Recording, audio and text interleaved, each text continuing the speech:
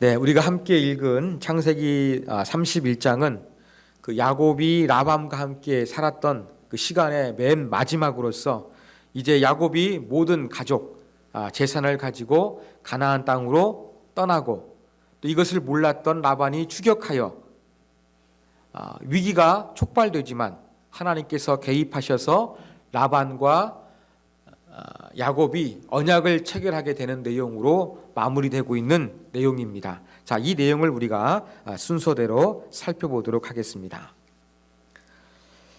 야곱이 이제 드디어 처가살이를 마무리하고 떠나려고 합니다. 그 이유는 두 가지였어요. 첫 번째 이유는 야곱에 대한 라반과 그의 아들들의 시선이 달라졌기 때문이었습니다. 라반의 아들들이 야곱이 부자가 된 것은 우리 아버지 것을 훔쳐갔다, 이렇게 말하는 것을 귀로 듣게 된 거예요. 그리고 야곱이 직접 자기의 눈으로 확인한 것은 무엇이냐면 자기를 바라보는 외삼촌의 안색이 안 좋은 거예요. 여기서 안색이 전과 같지 아니했다 했는데 직역하게 되면 라반의 얼굴이 야곱과 함께 있지 않았다는 거예요. 그러니까 아예 그냥 야곱을 똑바로 쳐다보지 않았던 것이 라반의 모습이었나 봅니다. 이게 현실적인 이유였고, 두 번째 이유는 고향으로 돌아가라는 하나님의 말씀이 야곱에게 주어졌기 때문입니다. 이제 야곱은 이 두 가지 이유 때문에 아마 결정적인 것은 하나님의 말씀이겠죠. 이제 드디어 20년 만에 자기의 고향으로 돌아가려는 계획을 이제 자기 가족들, 아내들에게 이야기합니다. 자, 이야기하는 장소가 어디입니까? 4절에 보면 야곱이 레아와 라헬을 자기 양떼가 있는 들로 불려들었어요. 왜 이렇게 했겠습니까? 만일 그 지금 외삼촌의 집을 떠나려고 하는 계획들이 가족 식구들한테 알려지게 되면 욕심사나운 라반이 보내줄 리가 만무합니다. 그렇기 때문에 사람들이 야곱의 계획을 알 수 없는 그러한 들판으로 그의 아내들을 또 불러냈던 것입니다. 또 한 가지는 아내 둘이 있지만 이들의 생각을 조율할 수 있는 현실적인 상황도 고려했을 것으로 보입니다. 왜냐하면 우리가 지금까지 살펴봤던 것처럼 라헬과 레아가 서로 경쟁했어요. 남편의 사랑을 받기 위해서, 자녀를 낳기 위해서 경쟁을 했는데, 이러한 경쟁 관계가 있다 보니까 혹시 내 두 아내의 그 마음이 달라서 뭔가 계획을 어긋나게 하면 되지 않기 때문에 아마 이러한 부분들을 잘 조율하기 위해서 들로 레아와 라헬을 불렀던 것으로 보입니다.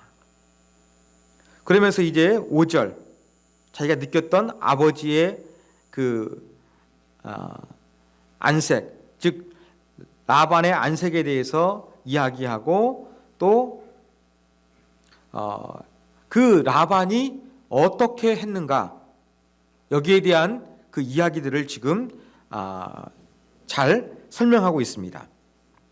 자, 그러면서 7절에 보면 그대들의 아버지가 나를 속여 품삯을 10번이나 변경했다, 그렇게 이야기합니다. 그 임금에 대해서 욕심사나서 더 안 주기 위해서 자꾸 그 노동계약서, 이것을 자꾸 라반이 자기에게 유리한 대로 그렇게 변경했다는 것을 이야기를 합니다. 그렇지만 그때마다 하나님이 야곱을 도와줬다, 그렇게 야곱은 고백하고 있습니다. 자, 그리고 이제 8절부터 이제 12절까지 있는 내용은 바로 무엇이냐면 지금 야곱이 부자가 되어 갔어요. 그 과정, 그 이유를 설명하고 있는 것입니다. 우리 지난 시간에 살펴본 대로 그 야곱이 물을 먹기 위해서 온 양들이 그 구유통에서 바라보는 거, 알록달록한 것을 바라보게 했거든요. 우리가 임신할 때 바라보는 좋은 것을 바라봐야지 좋은 자녀를 낳는다고 믿는 것처럼 이렇게 짐승들도 알록달록한 것을 바라보게 되면 좋은 것들이 그러한 알록달록한 것을 낳을 것이라는 그 야곱이 그 믿음이 있지 않았나 이런 내용을 살펴봤습니다. 그런데 이것은 어떤 과학도 아니었습니다. 바로 무엇이었냐면 그냥 하나님께서 그 야곱에게 복을 주시기 위해서 사용하신 방법이었어요. 뭔가 과학 지식이 있거나 뭔가 이렇게 축산을 하다가 그 야곱이 뭐 통찰력을 가져서 어떻게 해야 건강한 그 유전자를 낳는 가축을 많이 만들어낼 것인가 여기에 대한 지식을 얻었기 때문이 아니었습니다. 가장 근본적인 이유는 하나님께서 이러한 방법, 이 미신과도 같은 방법을 통해서 야곱에게 복을 주시기로 하나님께서 그렇게 인도하여 주셨기 때문에 그렇습니다. 근데 이러한 방법을 사용하신 이유가 9절에 기록되어 있어요.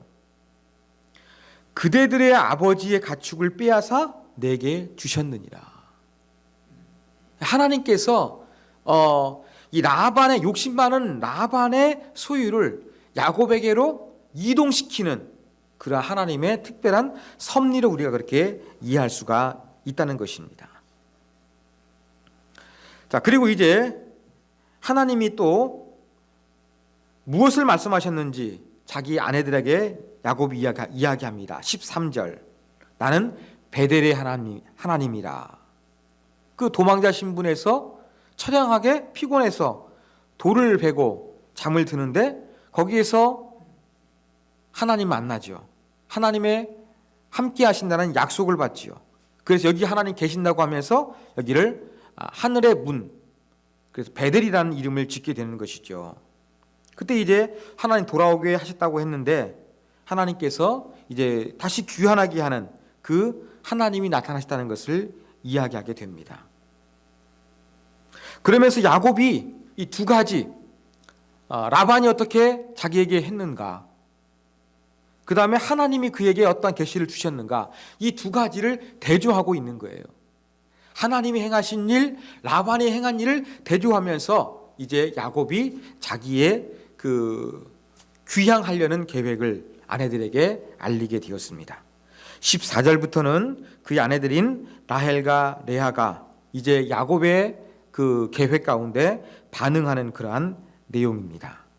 14절에 보면 우리 아버지 집에서 무슨 빈깃이나 유산이 있으리요. 이건 미래 시제입니다. 우리 아버지가 부자지만 우리를 위해서 뭔가 주실 수 있는 것이 미래에 있을까? 없다고 반문하는 것입니다. 자, 그러면서 15절 아버지가 우리를 팔고 우리의 돈을 다 먹어버렸다. 이건 과거예요. 우리를 팔고 돈을 먹어버렸다. 여러분, 우리가 지금 창세기 강해 살펴보고 있는데 라반이 두 딸들을 팔았습니까? 라헬과 레아의 재산을 입마에 벗게 됐습니까? 그건 없죠. 이걸 우리가 어떻게 써야 되겠습니까? 자, 이것은 라반이 두 딸을 결혼시키면서 결혼 지참금을 주지 않는 것을 언급하는 것입니다. 자, 고대 근동에서의 결혼은 결혼을 할 때 신랑은 신부를 데려가잖아요. 그러면 신부의 집도 그 당시에는 여자도 노동을 했거든요. 그러면 보상을 해야 되지 않겠습니까? 그래서 신부의 값을 장인에게 지불을 했어요. 그렇다고 그냥 돈 받고 딸을 준 것은 아니었습니다. 장인도 신부에게 어떻게 했습니까? 잘 살 수 있도록, 사랑받으면서 행복할 수 있도록 결혼 지참금을 주는 풍습이 있었어요. 이 문화를 기억하면서 지금 우리 라반과 야곱의 관계를 한번 파악하시면 되겠습니다. 자, 야곱이 자기가 원하는 그 라헬을 얻기 위해서 어떻게 했습니까? 무일푼이니까 노동력을 제공했잖아요. 7년 동안. 그런데 라반이 속였어요. 그래서 다시 라헬을 얻기 위해서 또 7년, 14년을 그렇게 노동을 제공했다는 것입니다.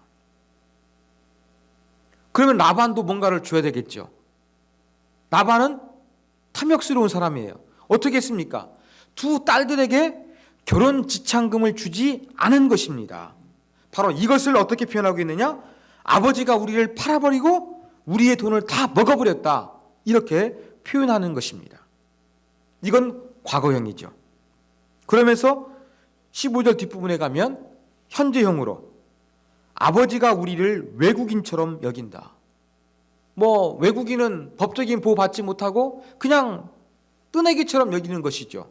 자기 딸도 아니고 완전히 출가 외인도 아닌 그냥 강 건너 불구경하는 것처럼 그렇게 이 딸들을 여기는 이 라반의 태도를 미래, 과거, 현재 이런 것들을 통해서 어느 시점이 됐든지 간에 자기의 아버지가 욕심사나서 자기들에게 주지 않을 것 같은 이 서운한 마음을 두 아내들이 이제 나타내고 있는 것입니다. 그러면서 야곱이 했던 말에 동의합니다. 16절 보면 하나님께서 우리 아버지께서 취하사 가져가신 거 당신이 갖는 거 정당하다. 이런 부분들을 16절에서는 인정하고 있습니다. 자, 이렇게 해서 이제 가족회의를 통해서 이제 아버지 이삭의 집으로 돌아가는 거 모두 동의해가지고 이제 계획이 끝났습니다. 17절부터는 이제 야곱이 라반 몰래 고향을 향해서 도주하는 그런 내용이 기록되어져 있습니다. 자, 모든 것을 정리해가지고 이제 아버지 이삭에게 가려고 합니다. 19절, 그때 라반은 뭐 하고 있었습니까? 양털을 깎으러 갔습니다. 이때가 양털을 깎는 시기는 도주하기에 아주 좋은 그러한 시점이었어요.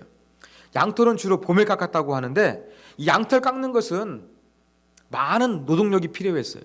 또 라반이 야곱으로 말미암아서 많은 부를 축적하지 않았습니까? 그러니까 아마 양털 깎는 것은 시간이 걸렸을 거예요. 그 고대 문서에 의하면요, 한 300명, 400명이 한꺼번에 이렇게 양털을 깎았다는 기억도 있고, 심지어는 열흘 동안 계속해서 양털을 깎았다는 그런 기록도 있습니다. 그러니까 양털 깎는 일은 집안에 많은 사람들이 동원되고 또 며칠 동안 한참 해야 되는 아주 힘든 일이었어요. 그래서 이 힘든 일이 끝나게 되면은 어떻게 했느냐? 조금 위로하는 파티를 열었죠. 그게 바로 양털 깎는 시간이었습니다. 자, 이렇게 양털 깎다 보면은 그 일에 집중해야 되고 또 며칠 동안 해야 되다 보니까 다른데 신경 쓸 여력이 없는 거예요.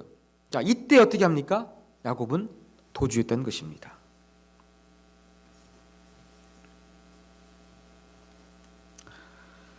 그래서 이제 야곱이 도주한 지 3일이 지나가지고 라반이 이 소식을 듣게 됩니다.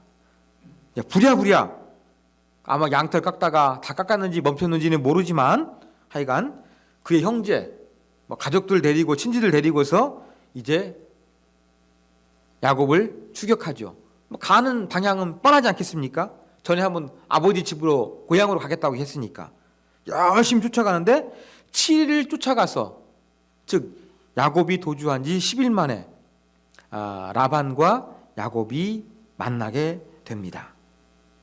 자, 거의 야곱을 추격했던 그 시점에 하나님은 라반에게 꿈에 나타나셨죠.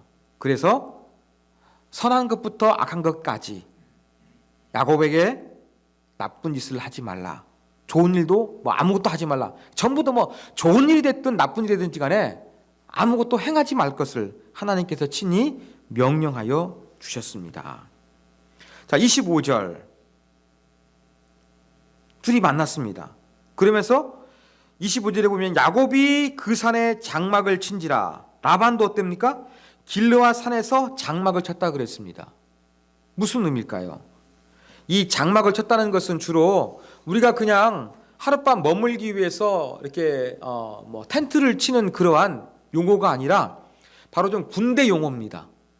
군인이 전쟁을 하기 위해서 그렇게 뭔가 진영을 갖추는 그러한 단어가 사용된 거예요. 그러니까 긴장감이 고조가 되고 있는 것입니다.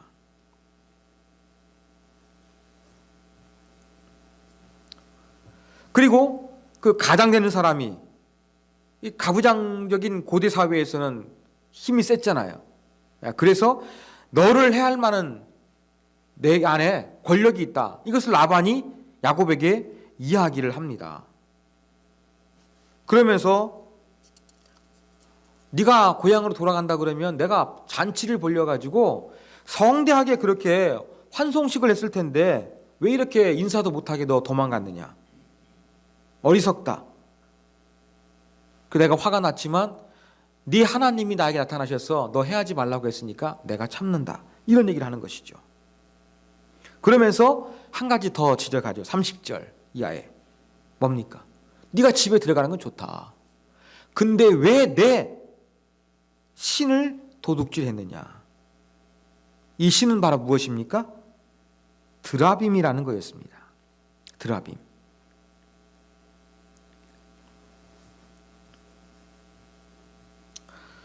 자, 이제 31절에는 여기에 대해서 야곱이 대답을 해야 되겠죠. 내가 왜 이렇게 삼촌한테 말하지 않고 도망했느냐?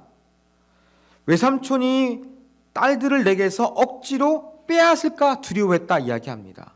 여기에서 빼앗는다는 단어도 그 어떤 도둑질하는 것이 아니라 폭력을 통해서 아주 억압적인 방법으로서 상대방의 물건을 강탈하는 어떤 단어입니다.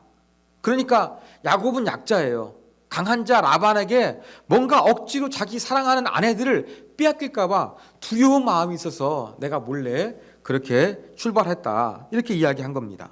그런데 이 라반의 신 드라빔을 가져간 것은 전혀 몰랐거든요. 라헬이 그렇게 숨겨 넣는데. 그래서 하는 말이 바로 무엇이냐면 찾아봐라. 나는 내 몫만 챙겨서 정직하게 왔지 삼촌 가져온 거 없다. 가져온 사람 있으면 그 사람 죽을 것이다. 이렇게 하면서 찾아보라고 이야기를 합니다.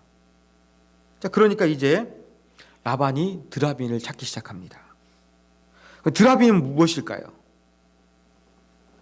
자, 드라빔은 그 어떤 게 우상이었어요. 그런데 그 죽은 조상들의 형상을 만들거나 아니면 이제 가나안 종교 또 이렇게 메소포타미아도 다신교 여러 신들을 섬겼습니다. 신들의 형상을 새겨 넣었어요. 근데 크기도 다양했습니다. 지금 라헬이 낙타 안장에 깔고 앉았지 숨겼잖아요. 그래서 작은 것부터 사람 크기만한 아주 큰 것도 있었습니다. 그럼 어떤 기능을 했느냐? 이 드라빔은 집안의 행복과 번영을 가져다 주고 우리 집안을 지킨다는 수호신처럼 여기는 그러한 종교성이 내재되어 있었습니다. 그리고 이 드라빔을 가진 사람에게 상속권을 주는 그런 문화도 있었습니다. 이 고대에서 발견된 문헌에 의하면 드라빔은 재산권이나 집안에서의 내가 어떠한 사람인가, 나 중요한 사람이고 이 집안의 상속자야 라는 그러한 기록이 남아 있다고 합니다. 또 이 드라빔을 가지고서 종교적으로 부적처럼 지켜 보호해 주는 것도 있고 점을 치는 데도 사용을 했거든요. 자, 그러면 이 드라빔을 라헬이 왜 훔쳐갔을까요? 종교적인 이유일까요? 지금 라헬은 물론 라반이 보니까 믿음이 없는 사람이라고 강해서 살펴봤습니다. 여러 신들을 섬기는 다신교의 영향 속에서 자랐습니다. 그러나 야곱과의 결혼을 통해 가지고 아이를 낳으면서 여러분 살펴본 것처럼 이름을 지을 때마다 어떻게 됩니까? 신앙적으로 변하잖아요. 그러면서 라헬도 요셉을 낳아가지고 하나님을 송축하게 되는 그러한 이름을 줬습니다. 신앙의 사람이 됐어요. 그러면 또한 그 보호신, 수호신, 어떤 종교성을 위해서 드라빔을 훔치지는 않았다는 거예요. 고대 기능 가운데 있는 드라빔의 기능이 또 한 가지 뭐였느냐? 재산과 관계된 거잖아요. 근데 아버지가 지금 어땠습니까? 딸들이 야곱에게 뭐라고 했습니까? 아버지가 결혼 지참금도 주지 않고 우리를 다 팔아버렸고 우리의 몫을 아버지가 다 먹어버렸다. 입 씻었다. 그렇게 이야기하고 있는 거예요. 그래서 라헬은 어떻게 했느냐? 아버지한테 받은 것이 없으니까 이 드라빔을 가져가서 아버지의 재산을 뭔가 요구하기 위해서 이것을 가지고 나온 거예요. 그렇게 이해하시면 됩니다. 그리고 제가 창세기 30장 강의하면서도 라헬은 야곱을 닮았다 그랬잖아요. 이 모습이 여기도 똑같이 보여지고 있는 모습입니다. 그래서 이제 라반은 레아의 장막 또 그 빌하와 또 실바의 장막 다 뒤지고 이제 라헬의 장막을 뒤집니다. 그러면 장막 안에 들어오면 아버지가 왔으니까 뭐 라헬이 인사를 해야 되는데 라헬이 어떻게 이야기합니까? 아버지, 제가 못 내려가서 인사하는 거 용서해 주세요. 제가 지금 생리 중입니다. 그렇게 이야기를 하고 있습니다.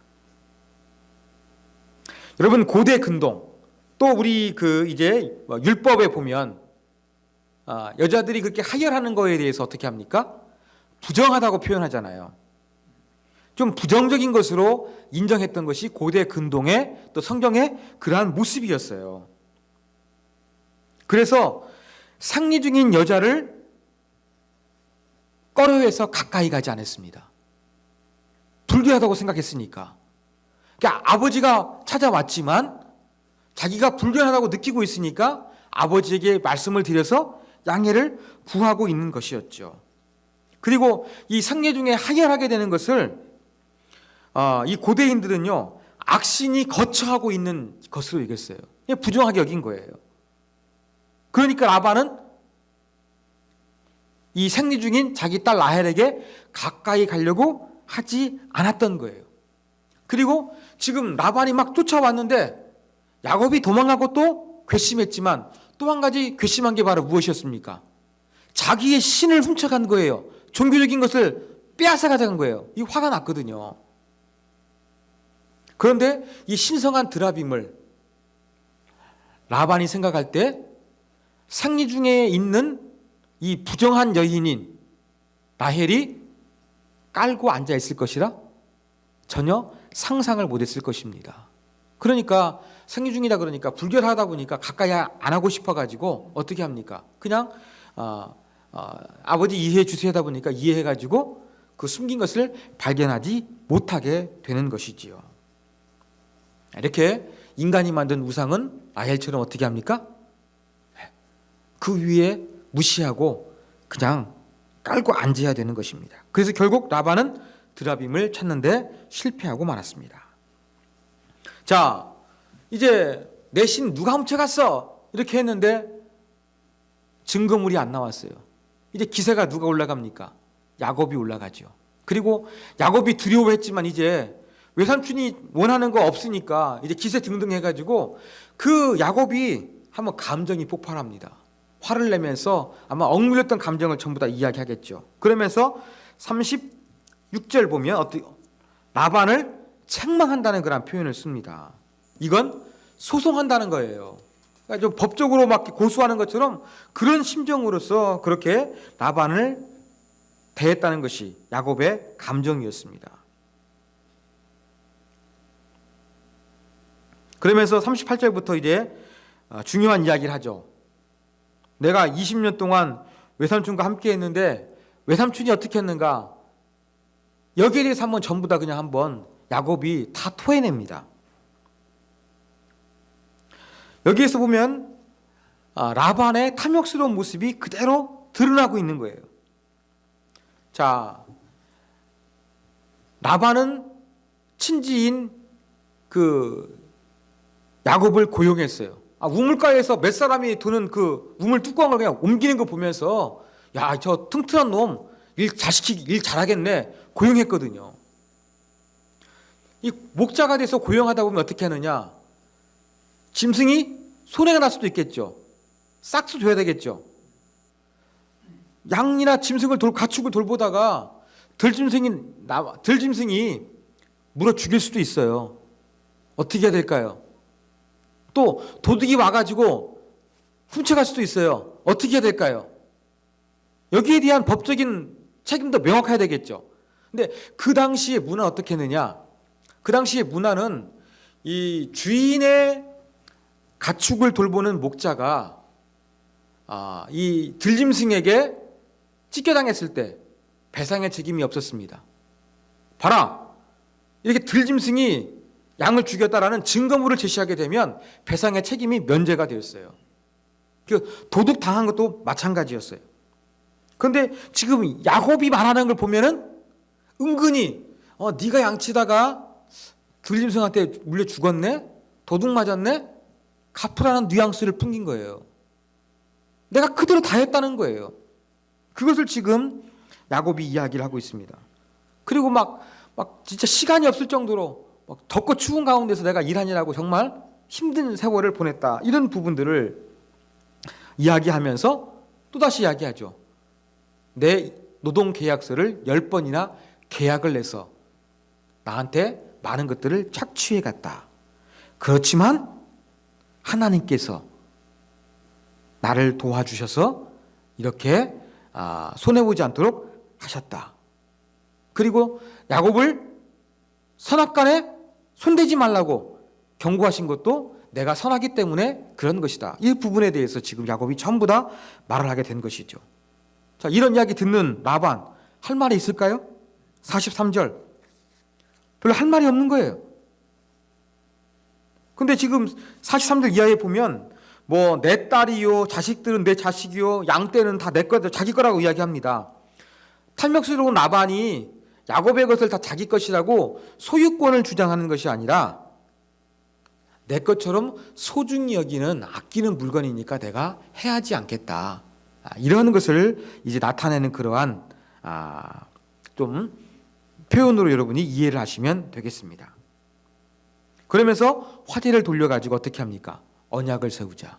평화 조약을 맺자는 겁니다. 평화 조약을 맺을 때 먼저 제안한 사람이 약자였거든요.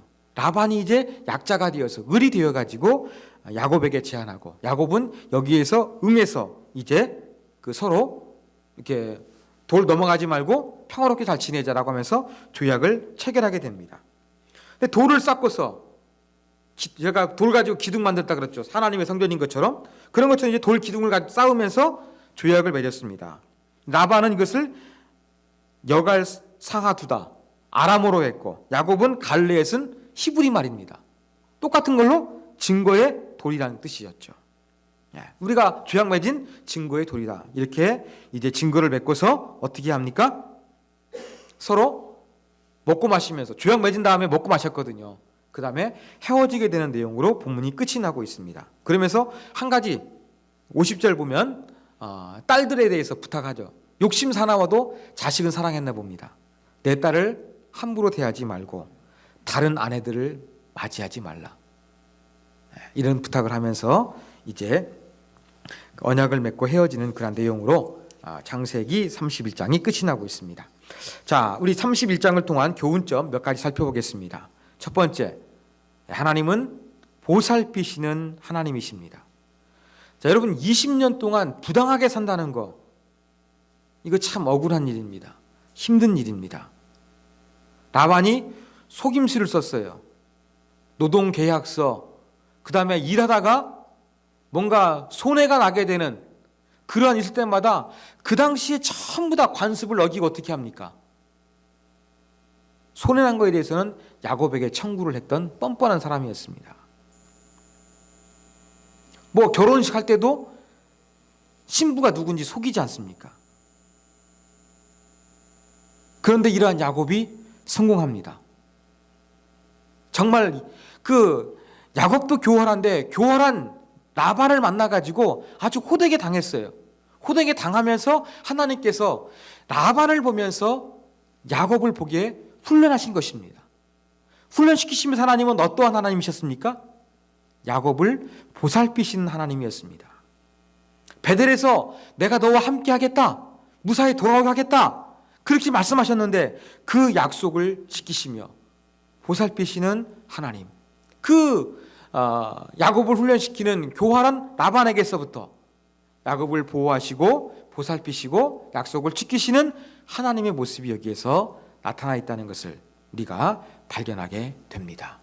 여러분, 우리는 훈련받으며 때로는 고통스럽고 힘든 가운데 있지만 하나님은 그 가운데 야곱을 보살피셨던 것처럼 저와 여러분을 보살피는 하나님이심을 우리가 잊지 말아야 되겠습니다. 자, 두 번째, 우리 교훈은 여러분 우리는 말을 조심해야 한다는 것을 교훈으로 얻을 수 있습니다. 자, 라반이 자기의 신 드라빔을 누가 훔쳐갔다. 이걸 문제 삼았어요. 근데 야곱은 라헬이 훔친 걸 몰랐어요. 어떻게 합니까? 찾아봐라. 훔친 자는 죽어야 된다. 이렇게 당당하게 선하지 않았습니까? 자신 있게 말하지 않았습니까? 자, 이 말이 어떻게 되었을까요? 여러분, 이제 우리 창세기 더 살펴보다 보면은요, 아브라함이 가족묘를 만들어 가지고 다 그 죽은 사람들을 안장하잖아요. 근데 이 가족묘지에 들어가지 못한 사람이 누구냐? 라헬입니다. 맞아요. 유일한 사람이 라헬이었어요. 그 이제 그 막내 아들 낳고 죽지 않습니까? 막벨라굴에 묻히지 못한 이 라헬의 모습, 바로 이것과 우리가 연관시켜 생각할 수가 있는 겁니다. 여러분, 우리는 말을 조심해야 돼요. 성급한 말을 조심해야 돼요. 저도 목회를 하면서 하나 지혜가 생긴 게 뭐냐면, 옛날에는 좀 안 그랬는데 그 나쁜 말 많이 안 하려고 합니다. 왜? 내가 하나님께서 맡겨주신 사람이기 때문에 좋은 말 하려고 합니다. 그리고 교회 밖 사람을 만나든지 간에 누구를 만나든지 간에 우리 교회 사람의, 우리 식구에 대해서는 나쁜 말을 가급적이면 저는 안 합니다. 왜 그럴까요? 창피해서? 아니에요. 내 식구를 흉보는 것은 내가 그를 사랑하지 않는 것이 생각하기 때문에 그렇습니다. 한번 해보십시오. 여러분의 가족을 안 좋게 이야기하면 그 집안을 욕합니다. 신앙 공동체도 마찬가지예요. 내가 밖에 가서 뭐 교회에 대해서, 교인 식구에 대해서, 목사님에 대해서 나쁘게 이야기해봤자 돌아오는 건 뭐가 돌아옵니까? 내가 나쁜 말 했으니까 저 사람, 야곱이 그랬던 것처럼, 라헬이 죽은 것처럼 죽는다. 내 바로 되는 그것이 아닙니다. 내가 나쁜 말을 하게 되면은 심은 대로 걸으면서 나쁜 것이 나한테 들어오는 겁니다. 우리가 이런 부분들을 오늘 본문 가운데서 깨달았으면 좋겠습니다. 여러분, 그래서 우리가 뭔가 말하고 싶고 또 만족하지 않는 그런 부분이 있지만 이런 부분도 지혜롭게 표현하는 것들이 분명히 필요한 것 같아요. 그래서 내가 말했던 것이 나한테 부메랑으로, 고통스러운 곳으로 돌아오지 않도록, 또 비극을 초월하지 않도록, 내 가정, 내 신앙 공동체에 아픔이 되지 않도록 우리가 조금 더 지혜롭게 말을 할 수 있는 그러한 사람이 되어야 한다는 것을 오늘 말씀을 통해서도 우리가 한번 생각해 보게 됩니다. 자, 마지막 세 번째 교훈입니다. 라반이라는 인물, 이제 야곱과의 만남 속에서 헤어지게 되니까 언급이 잘 안 됩니다. 여러분, 우리는 이제 라반을 통해서 한번 교훈점을 찾을 필요가 있습니다. 우리는 라반처럼 사람보다 소유를 더 중요시하는 사람이 돼서는 안 된다는 교훈을 얻습니다. 여러분, 내 안에 있는 물건이 중요합니까? 사람이 중요합니까? 사람이 중요하지 않습니까? 근데 라반에게는 누가 중요했습니까? 자기에게 더 많은 재산이 중요했습니까? 가축대가 중요했습니까? 아니면 딸들이 중요했습니까? 사유가 중요했습니까? 라반은 소유가 더 중요했어요. 딸보다, 사유보다 자기가 더 많이 갖는 걸 더 소중히 여겼어요. 그래서 어떻게 합니까?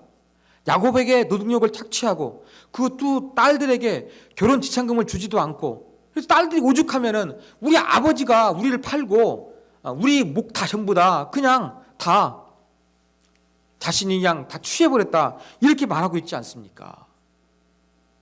바로 라반은 사람보다 소유를 더 중요시했던 그러한 모습이라는 것을 우리가 성경을 통해서 알고 있습니다. 교활하고 나쁜 사람이라고 알고 있었는데 31장에 와서도 어떻습니까? 뭐 그냥 일하다가 자기의 책임이 아닌 것까지도, 그 당시 관습에 의하면 그런 부분까지도 남에게 어떻게 합니까? 내가 손해보지 않기 위해 철저하게 네가 물어내, 요구했던 사람이 누구였느냐? 바로 라반입니다.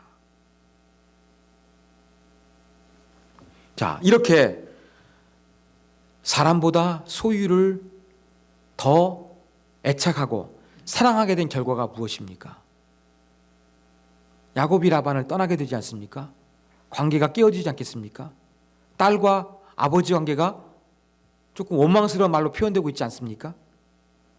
오죽했으면 라헬이 종교적인 기능을 위해서가 아니라 아버지에게 뭔가 그 악랄한 아버지에게서 얻어내기 위해서 드라빔을 훔치지 않습니까?